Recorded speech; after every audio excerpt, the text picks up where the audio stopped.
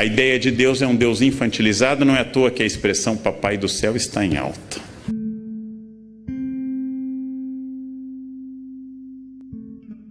Nada de Deus de sofrimento, nada do Deus da Sexta-feira Santa. A procissão do Senhor morto não é mais, a dor, a paixão segundo São Mateus, do luterano Bach, é vista pela beleza artística, não mais pelo conteúdo. É o Deus infantilizado, é o Deus meio cafona que vem sempre ao meu encontro de braços abertos. O Cristo juiz, o Cristo de Mateus 25, o Cristo condenador, o Cristo do fim do mundo está em crise.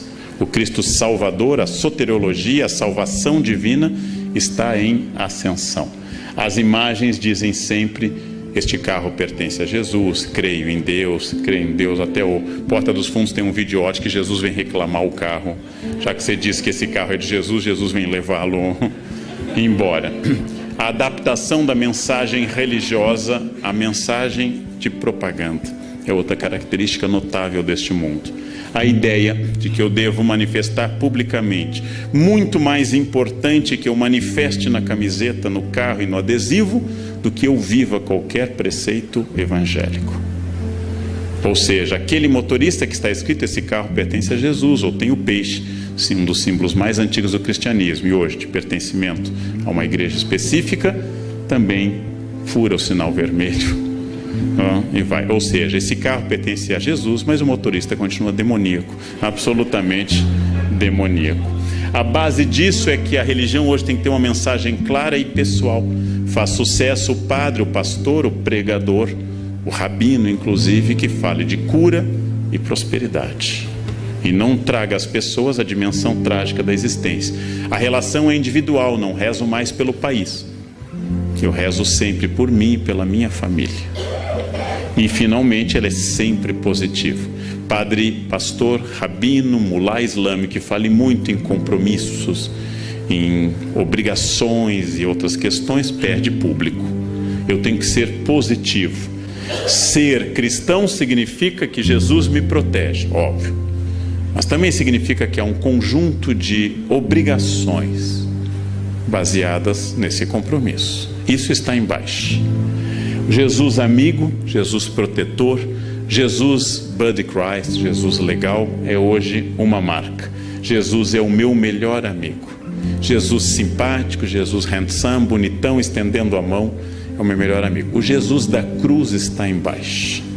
Outro traço da crença atual é que ela tem que ser o mais catártica, ou seja, a palavra catarse, palavra aristotélica, o mais cheio de energia, missa animada, seja ela carismática, seja ela um culto neopentecostal. Mesmo naquele protestantismo que é o limite entre o protestante histórico e o pentecostal, que é o batista, há um bom culto, é aquele culto animado. Erguei as mãos, dai glória a Deus, canta, anima.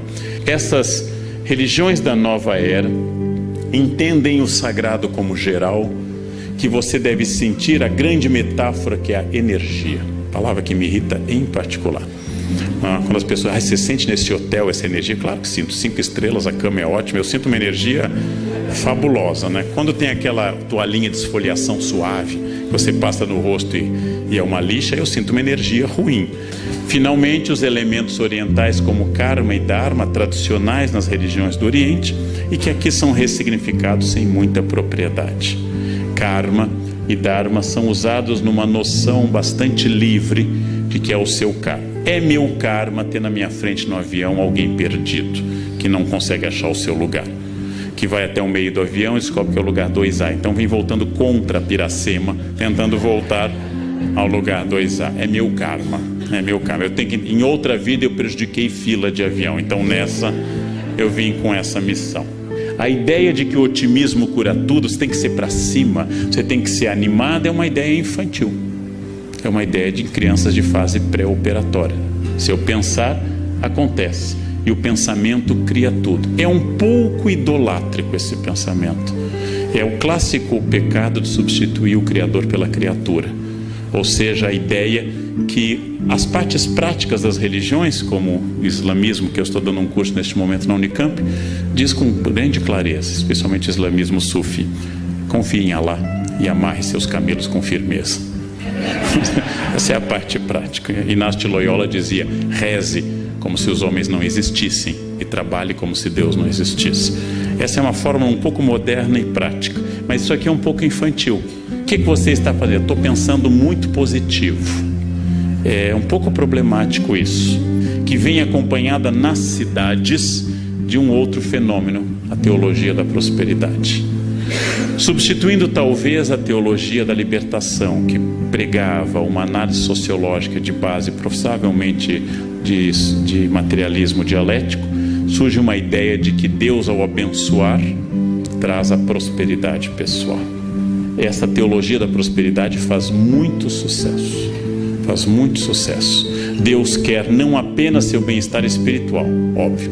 Deus quer não apenas a sua saúde, mas Deus quer também a sua prosperidade material. E esta é uma novidade. Ela começa na década de 70 aproximadamente, com os textos do atual bispo Edir Macedo, e depois se espalha por vários cultos e atinge várias percepções cristãs em particular. Quando eu digo isso, em nenhum momento eu estou dizendo que isso é errado. Eu sou historiador. Bom, então eu estou pensando por que em determinado momento, ao invés de Deus estar ao lado dos pobres, Deus começa a valorizar a classe média em ascensão. Amando os pobres, mas mirando na classe média em ascensão. Todo discurso de fé contemporâneo inclui uma ideia clara, que é a ideia da exclusão da dor. Mas essa fé midiática, esta fé de grandes eventos, Marcha com Jesus em São Paulo, grande evento evangélico, o Círio de Nazaré, o maior evento católico do Brasil em número de participantes, a Missa do Envio, que encerra essas Jornadas Mundiais de Juventude, que devem tanto a João Paulo II, a Bento XVI e também agora a Francisco, eles são movimentos muito impactantes. Eu diria que, ao contrário do século XIX, quando Nietzsche anunciou que Deus estava morto, quando os liberais anunciaram a morte iminente de Deus, que os liberais estão mortos e Deus vai bem.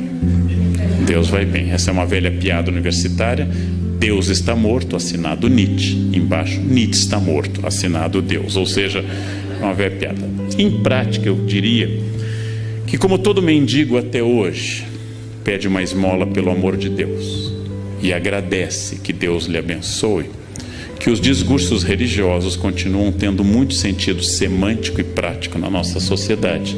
Como nós enfrentamos, como diz que Thomas, problemas estruturais sociais, como nós continuamos com problemas estruturais, sociais, culturais e econômicos, o discurso religioso continua muito significativo dentro deste vazio.